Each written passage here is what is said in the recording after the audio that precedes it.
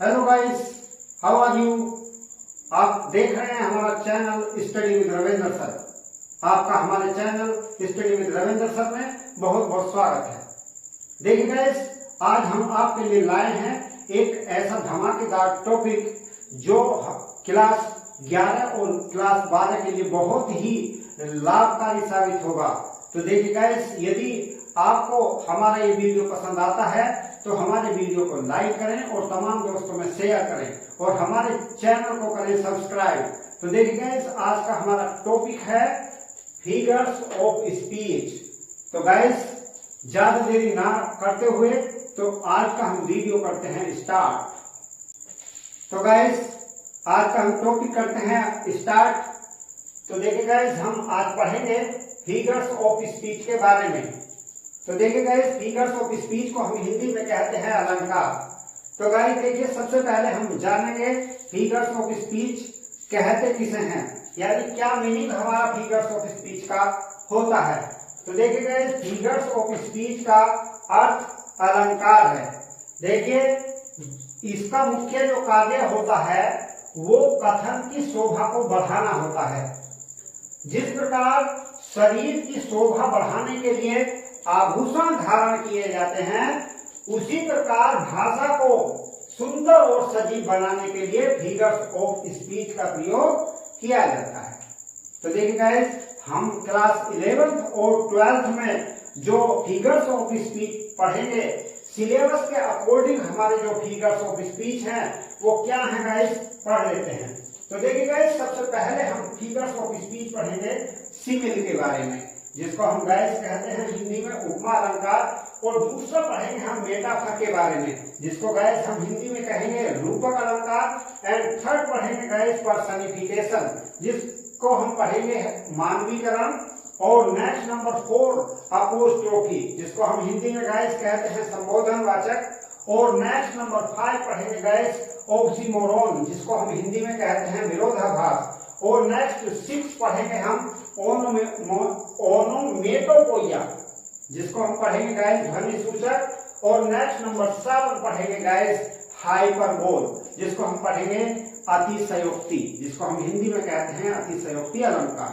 तो देखिए गाइस, ये हमारे 7 फिगर्स ऑफ स्पीच हैं जिसके बारे में हम पढ़ेंगे। तो सबसे पहले गाइस हम पढ़ेंगे इनकी डेफिनेशन के बारे में, और फिर हम इनके एग्जाम्पल के माध्यम से इन फिगर्स ऑफ स्पीच को जानेंगे। तो देखिए गाइस, हम सबसे पहले जानेंगे पहले फिगर्स ऑफ स्पीच सिमिल के बारे में। तो देखिए गाइस, जैसे कि अभी आपको बताया गया है कि सिमिल को हम हिंदी में उपमा अलंकार कहते हैं। तो देखिए गाइस, सबसे पहले हम गाइस जानेंगे इसकी डेफिनेशन क्या है। तो देखिए गाइस, डेफिनेशन इसकी हमारी ये है, in a simile a comparison is made, यानी उपमा अलंकार में एक कंपैरिजन का मतलब यानी तुलना की जाती है। इज मेड मतलब की जाती है, बिटवीन का मतलब होता है बीच में, टू डिफरेंट ऑब्जेक्ट्स का मतलब है यानी दो विभिन्न तथ्यों के बारे में, विच हैव जो कि हो एट लीस्ट यानी कम से कम 1 पॉइंट इन कॉमन, यानी एक चीज में यानी एक बिंदु में या एक चीज में जो है वो समान हो। इट इज इंट्रोड्यूस्ड यानी इसको प्रदर्शित किया जाता है बाय सच वर्ड यानी ऐसे शब्दों से, एज लाइक जैसे कि लाइक, एज सो, और एज सो एज, etc। तो देखिए गाइस, हम इसके हिंदी अर्थ को जो है इस प्रकार से समझ सकते हैं कि सिमिल यानी उपमा में भिन्न भिन्न जाति की वस्तुओं या प्राणियों या स्थानों के मध्य ऐसी समानता दिखाई जाती है जिनमें कम से कम एक गुण की समानता हो। इसमें ऐसे शब्दों जैसे लाइक, एज, सो, एज, सो एज आदि शब्दों का प्रयोग होता है। तो देखिए गाइस, ये मैंने अभी आपको बताई इसकी डेफिनेशन इंग्लिश एंड हिंदी में। अब गाइस हम ये जानेंगे कि किस तरह से हम ये पहचान करेंगे कि इस सेंटेंस में हमारी सिमिल है। तो देखिए गाइस, इसकी पहचान को हम इन प्रकार से समझेंगे। तो पहला पॉइंट तो हमारा ये है कि हम इसको इस तरह से पहचान सकते हैं कि दो वस्तुओं की तुलना हो, यानी दो वस्तुओं के बीच में हमारी तुलना होनी चाहिए। दूसरा कि दो वस्तुएं भिन्न भिन्न हो, यानी जिनमें वो हम तुलना कर रहे हैं वो वस्तुएं भिन्न भिन्न होनी चाहिए। तीसरा यह है कि उनमें एक गुण जो है समान हो। और चौथा यह है कि सो एज या लाइक या एज या सो एज आदि शब्दों का प्रयोग हो। ये हमारे 4 पॉइंट सिमिल को पहचानने के हैं। तो देखिए जिसके एग्जाम्पल के माध्यम से हम इसको समझेंगे। हमारे जो मेन एग्जाम्पल हैं वो मैंने 3 एग्जाम्पल लिए हैं, तो इसके माध्यम से ही हमें सिमिल समझ में आ जाएगा। तो देखिए पहला एग्जाम्पल मैंने लिखा है life is like a dream, यानी जीवन एक स्वप्न के समान है। यानी हमने जीवन की जो तुलना की है स्वप्न से की है। तो देखिएगा इसमें लाइक वर्ड का प्रयोग हो गया है। दूसरा एग्जाम्पल हमने लिखा है कि Rana Pratap was as brave as a lion, यानी राणा प्रताप इतने बहादुर थे जितना कि शेर। तो देखिएगा यहाँ पर राणा प्रताप के गुणों की जो तुलना की गई है वो शेर से की गई है। उनकी बहादुरी की तुलना एक शेर से की गई है। तो गाइस इस सेंटेंस में एज के बीच में हमारा ये एडजेक्टिव रखा है, अर्थात जो है एज इस सेंटेंस में आ रहा है। तीसरा example the night is dark as a black stone, यानी रात काली है एक काले पत्थर के समान, यानी रात इतनी काली है जैसे कि ये काला पत्थर। तो यहाँ पर जो है इस सेंटेंस में एज से सिमिल के होने की पहचान प्रकट हो रही है। तो गाइस मेन बात यह है कि जिन सेंटेंसों में हमें लाइक सो एज इत्यादि वर्ड हमें देखने को मिलेंगे तो हम समझ लेंगे कि उस सेंटेंस में सिमिल है। तो देखिएगा ये अभी हमने पढ़ी सिमिल के डेफिनेशन और उसके एग्जाम्पलों के बारे में। देखिएगा अब हम जानेंगे फिगर्स ऑफ स्पीच नंबर 2 को, जो कि गाइस है मेटाफर, जिसको गाइस हम हिंदी में कहते हैं रूपक अलंकार। तो देखिए गाइस हम इसकी डेफिनेशन को पढ़ेंगे। तो देखिए गाइस इसकी डेफिनेशन को हम जो है 2 प्रकार से जो है कह सकते हैं। तो पहले नंबर पर डेफिनेशन मैंने ये लिखी है और दूसरे नंबर पर नीचे डेफिनेशन लिखी है।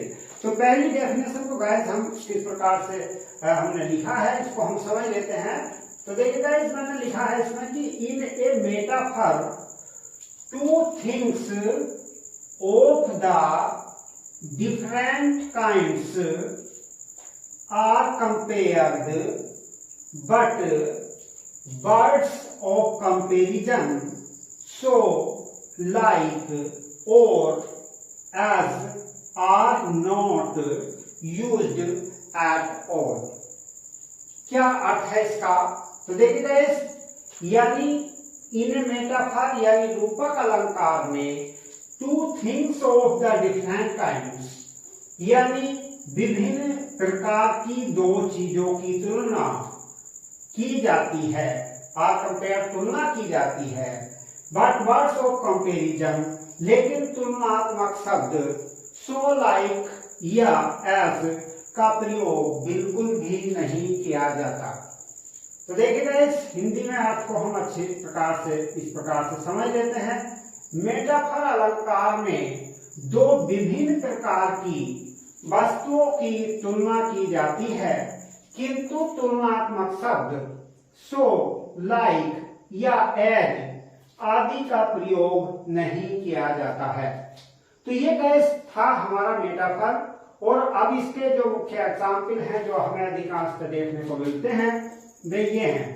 लाइफ इज ए ड्रीम, यानी जीवन एक स्वप्न है, यानी जीवन की तुलना स्वप्न से की गई है। अभी हमने सिविल में एग्जाम्पल पढ़ा था, life is like a dream, यानी जीवन एक स्वप्न के समान है, यानी उसमें लाइक शब्द का प्रयोग किया गया था। यहाँ पर जो है जीवन की तुलना तो की गई है, लेकिन हमारा तुलनात्मक शब्द लाइक नहीं यूज किया गया।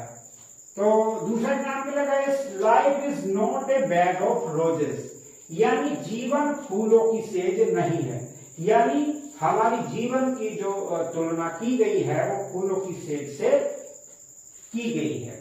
Next, camel is the ship of the desert, यानी ऊंट जो है रेगिस्तान का जहाज है। तो यानी ऊंट के गुणों की जो तुलना की गई है वो रेगिस्तान के जहाज से की गई है, यानी उसको रेगिस्तान का जहाज माना गया है। Revenge is a kind of wild justice, यानी बदला जो है, बदले की जो भावना है वो एक जंगली न्याय के जैसी है। और next number 5 example, life is but A walking shadow, यानी जीवन जो है एक चलती फिरती छाया है।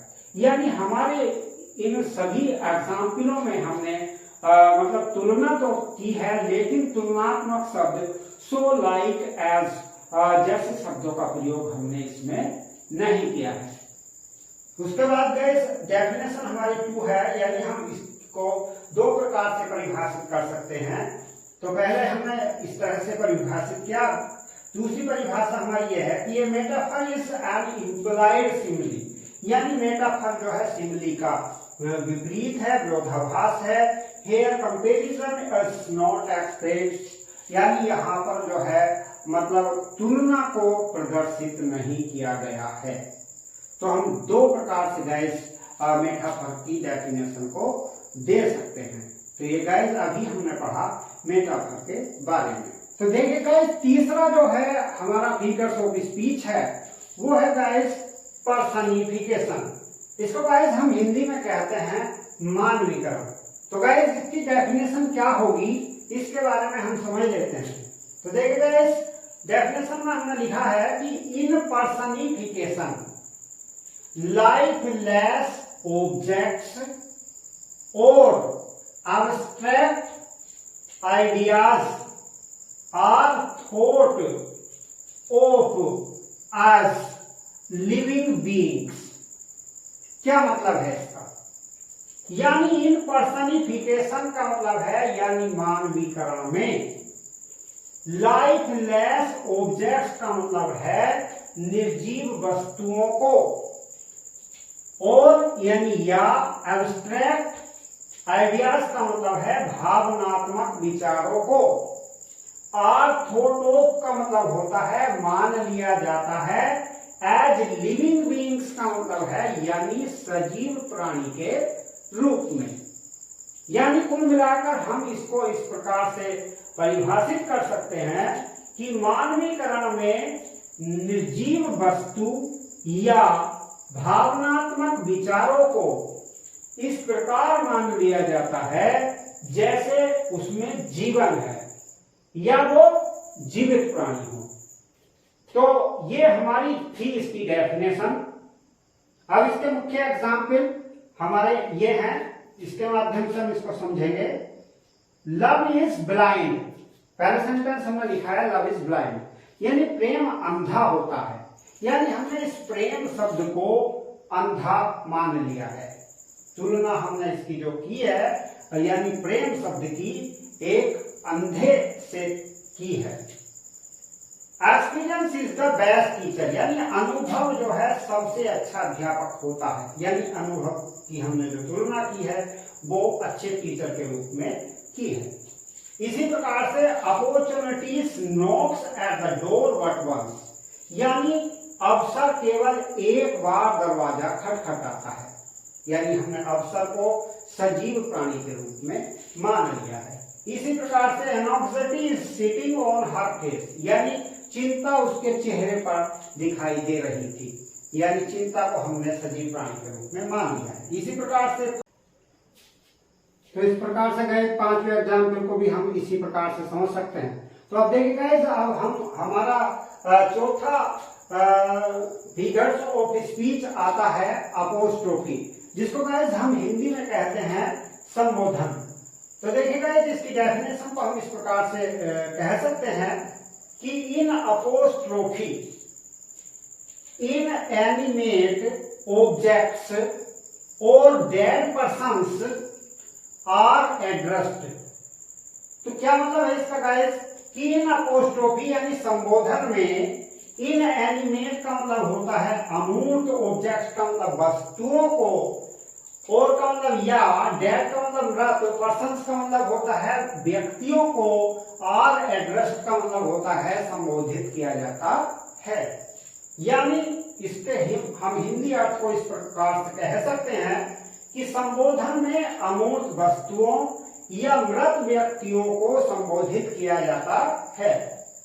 देखिए गाइस हमारा पर्सनिफिकेशन और अपोस्ट्रोफी ये देखने में एक जैसे होते हैं, लेकिन इसमें अंतर ये होता है, पर्सनिफिकेशन में हम किसी भी जो है मृत चीजों को मतलब निर्जीव चीजों को हम सजीव प्राणी के रूप में मानते हैं, जबकि इसमें हम मृत व्यक्तियों को संबोधित करते हैं, अमूर्त वस्तुओं को या मृत व्यक्तियों को संबोधित करते हैं। तो इसमें डिफरेंस ये है। तो देखिएगा इसको हम मतलब किस प्रकार से पहचान सकते हैं कि हमारे वाक्य में अपोस्ट्रोफी होगा।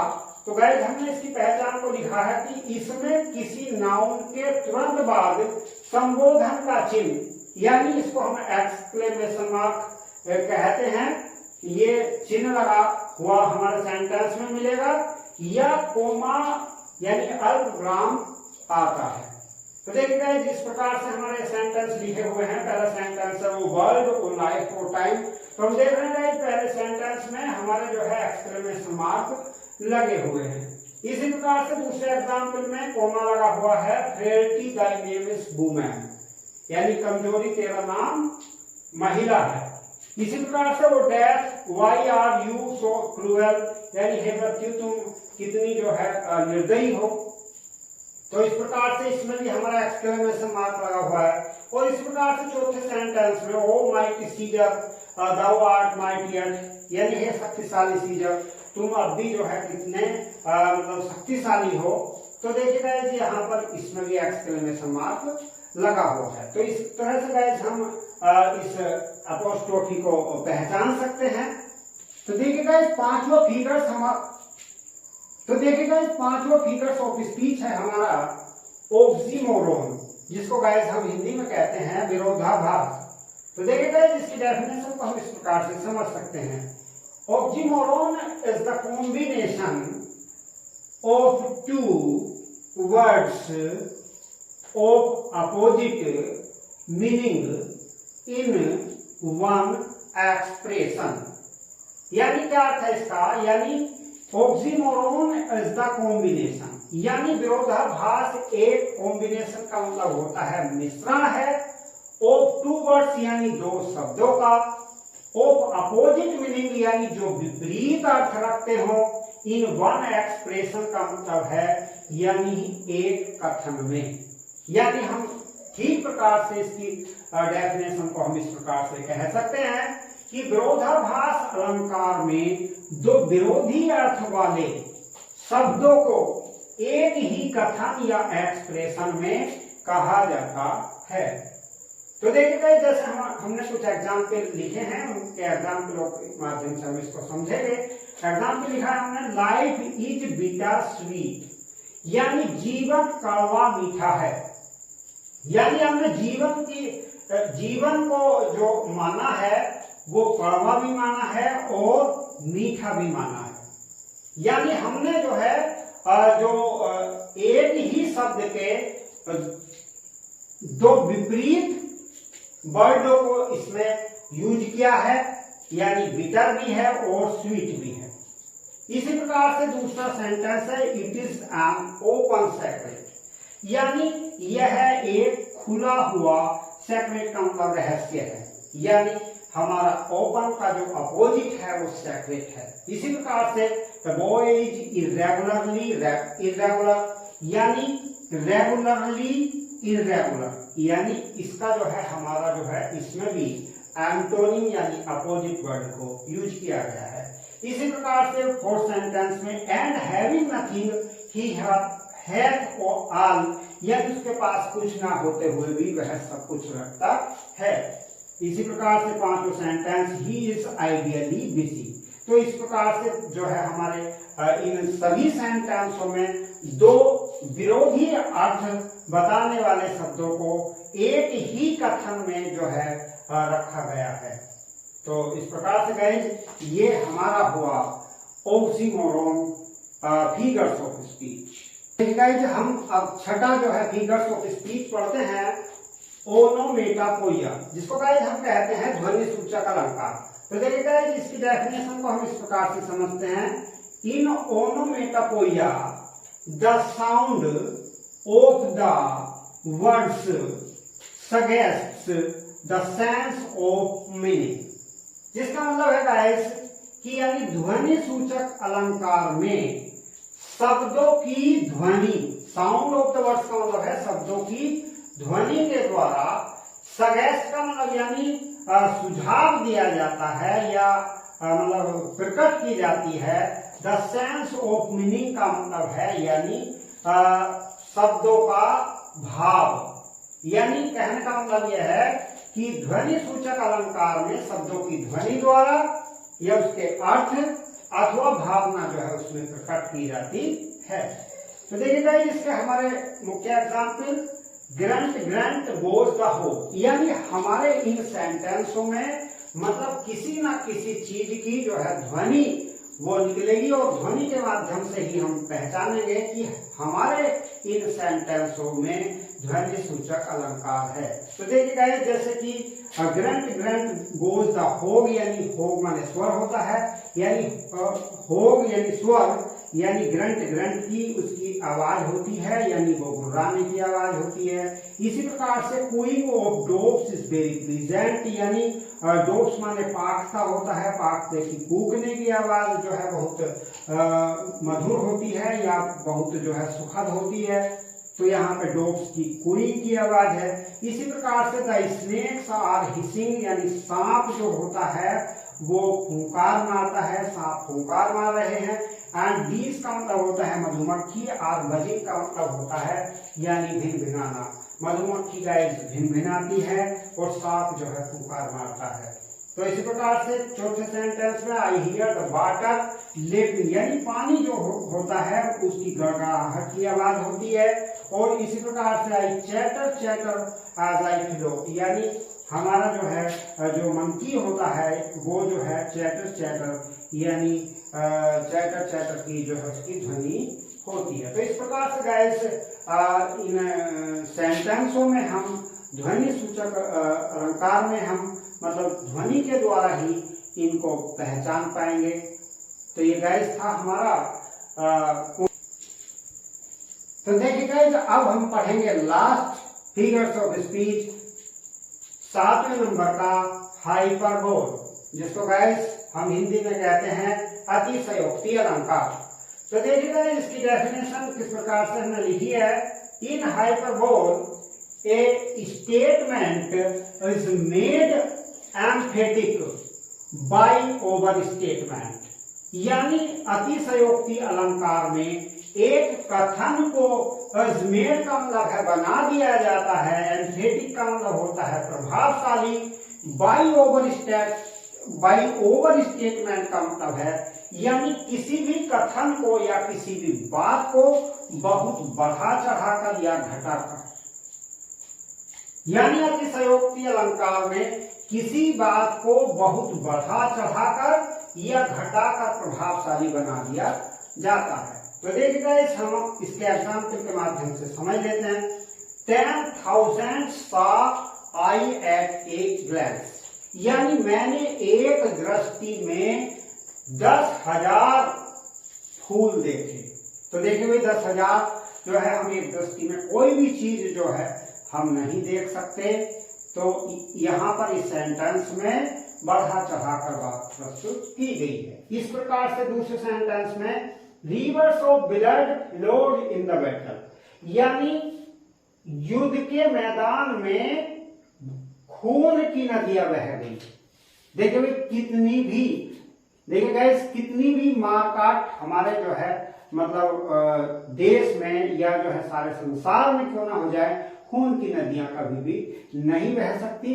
इसलिए इस सेंटेंस में जो है बढ़ा चढ़ा के बात को प्रस्तुत किया गया है। इसी प्रकार से सी बैक ओशियंस ऑफ टीयर्स, ये जो है इतना रोई कि जो है समुद्र भर गए। किसी के रोने से समुद्र नहीं भर सकते। इस प्रकार से Belinda smiled and all the world was gay, यानी बेलिंडा मुस्कुराई तो सारा संसार खुश हो गया। यानी किसी के मुस्कुराने से सारा संसार खुश नहीं हो सकता। इसी प्रकार से all the perfumes of Arabia will not Sutton this little hand, यानी अरबिया के सारे परफ्यूम भी, सारे इत्र भी इतने सुगंधित नहीं होंगे जितना कि वो छोटा हाथ। यानी मतलब इस तरह से इन सभी सेंटेंसों में बढ़ा चढ़ाकर जो है बात को प्रस्तुत किया गया है।